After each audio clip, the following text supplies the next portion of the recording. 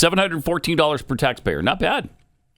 I think it's more than that because at least if you look at the the DOGE clock, last time we checked, and that was like a week ago or so, it was $138 billion.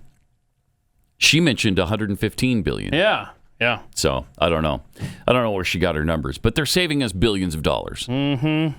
That's a boo. Stop saving me money. Boo. Stop saving my grandchildren's future. Boo. Stop trying to save the nation itself, because that's what's happening here. Yeah. The nation itself is being saved.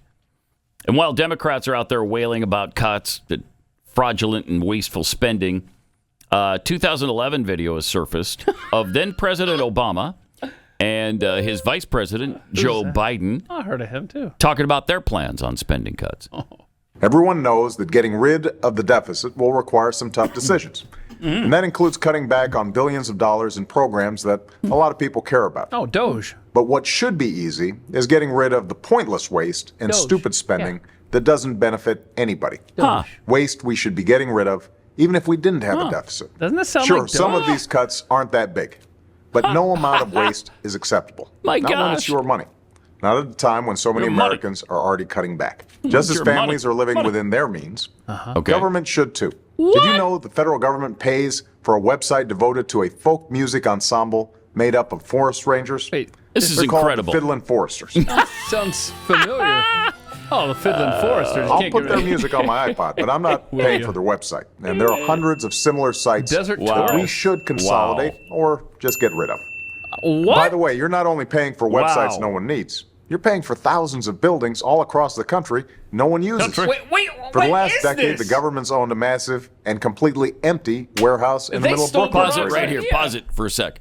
Okay, we have thousands of those buildings. Yeah. And they're trying to and get rid of all of them. And they're weeping and wailing and screaming about that. Mm-hmm. So he noticed it back in 2011. It's still going on now. Oh, he babbled about it. He gave lip service to it, but he did nothing about it. Now somebody's actually doing something about it. This president and his administration is finally doing something about it, and they're going out of their minds over it? Wow. Bizarre. Team Trump ripping off Barack Obama's best idea. I mean, this is incredible.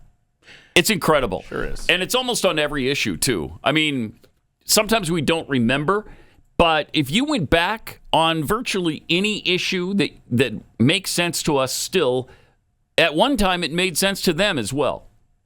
But they've gone so far into left field now that nothing makes sense to them anymore. Nothing reasonable, anyway. All right, let's see if we can get through this. Owned a massive and completely empty warehouse in the middle of Brooklyn, for example. Now, the government hadn't been able to sell this building and others like it because of red tape and Washington politics that held things up for years. Yeah. But we're finally cutting through all that and plan to get rid of these buildings in the months ahead. But they need to step up our game. We need to go after every dime. We need to make government work for you.